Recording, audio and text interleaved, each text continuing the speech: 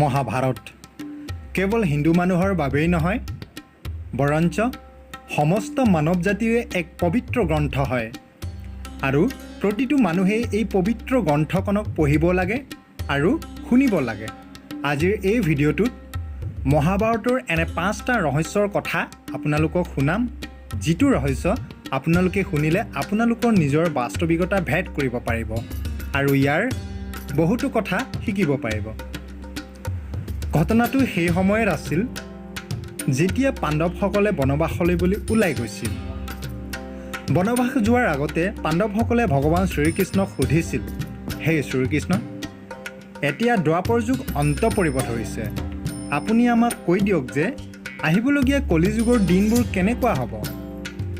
শ্ৰীকৃষ্ণই কয়, মই তোমালোকক ইয়াৰ পোনপটীয়া উত্তৰটো দিব নোৱাৰোঁ, কিন্তু তোমালোকে 5 ভাই ককাই বনবাসলৈ যোৱা আৰু বনত যি দেখিবলৈ পাবা ঘূৰি আহি মোক ক'বাগৈ।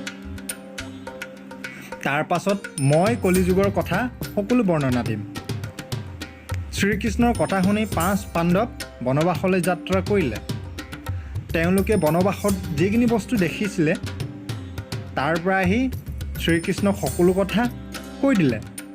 আৰু তেতিয়া ভগৱান শ্ৰীকৃষ্ণই তেওঁলোকক কি বুলি বুজাই ক'লে আমি এতিয়া জানি আহোঁ। বন্ধু বান্ধৱীসকল, পুনৰ আপোনালোকক মোৰ ইউটিউব চেনেললৈ হাৰ্দিক স্বাগতম জনাইছোঁ। যদিহে আপুনি ভগৱান শ্ৰীকৃষ্ণৰ ভক্ত হয় তেন্তে ভিডিঅ'টোত এবাৰ লাইক কৰি দিয়ক আৰু কমেণ্ট বক্সত এবাৰ লিখি দিয়ক জয় শ্ৰীকৃষ্ণ। সৰ্বপ্ৰথমে যুধিষ্ঠিৰে উত্তৰ দিছিল, হে বাসুদেৱ, মইতো 2টা দঁতাল হাতী দেখিছিলোঁ, সেইটো মোৰ বাবে বৰ আশ্চৰ্যজনক আছিল।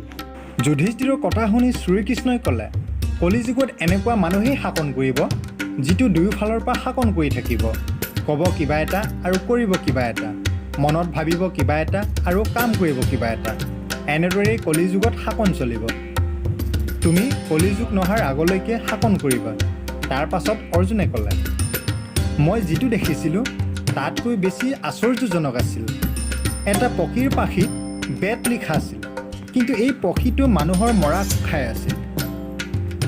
শ্ৰীকৃষ্ণই ক'লে, কলিযুগত তেনেকুৱা মানুহেই থাকিব যিজনক বৰ জ্ঞানী আৰু ধাৰ্মিক বুলি গণ্য কৰা হ'ব। সি জ্ঞানৰ চৰ্চাটো কৰিবই, কিন্তু তাৰ আচৰণবোৰ ৰাক্ষসৰ দৰে হ'ব।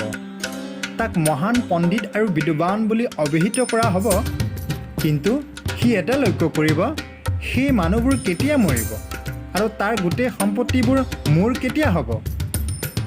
অৰ্জুনৰ কথা শুনি ভীমে নিজৰ কথা প্ৰকাশ কৰিলে।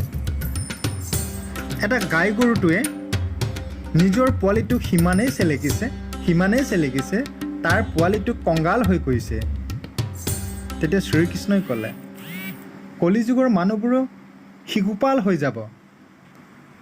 কলিযুগত মাকে নিজৰ পুত্ৰৰ প্ৰতি স্নেহ সিমানেই বাঢ়িব, তাৰ কাৰণে তাৰ ল'ৰাটো বিকাশৰ সুবিধাহে নাপাব। মোৰ মায়তে ঘৰ বৰবাদ হৈ যাব। ভীমৰ পাছত সহদেৱে ক'লে, হে শ্ৰীকৃষ্ণ, মই যিটো দেখিছিলোঁ 5টা ডাঙৰ কোৱানাত আছিল, কিন্তু একদম মাজৰ কোৱানাতটো একেবাৰে খালী আছিল, কিন্তু মোৰ কাৰণে সেইটো সম্ভৱ নাছিল।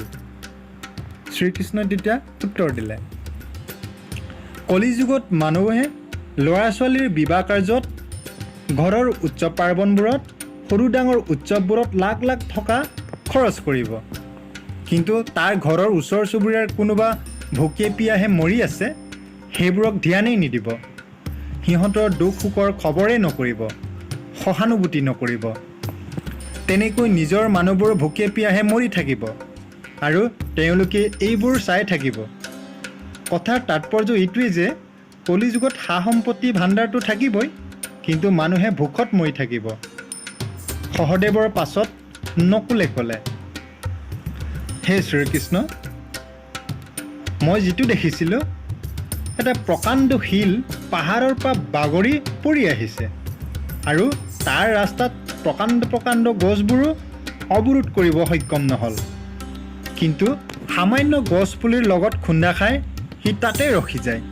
পিছে সেইটো কেনেকৈ সম্ভৱ হ'ল? তেতিয়া শ্ৰীকৃষ্ণই কয়, কলিযুগত মানুহৰ বুদ্ধিবোৰ বিনষ্ট হৈ যাব আৰু সিহঁতৰ জীৱনবোৰ সম্পূৰ্ণ বিনাশ হৈ যাব। আৰু সিহঁতৰ এই সৰ্বনাশক ডাঙৰ ডাঙৰ সত্তাৰূপী বৃক্ষবোৰো ৰখাব নোৱাৰিব। কিন্তু হৰিনামৰ সৰু এটা শব্দক যদি উচ্চাৰণ কৰা হয়, মানুহৰ জীৱনৰ পতন নাইকিয়া হ'ব। অৰ্থাৎ কলিযুগত হৰিৰ নামে মুক্তি পোৱাৰ এটা ৰাস্তা হ'ব। আশা কৰোঁ আপোনালোকে মোৰ ভিডিঅ'টোক চাই ভাল পালে চাগৈ। যদি ভাল পালে তেন্তে মোৰ চেনেলটোক ছাবস্ক্ৰাইব কৰি দিব আৰু কমেণ্ট বক্সত কমেণ্ট কৰি দিব। ধন্যবাদ।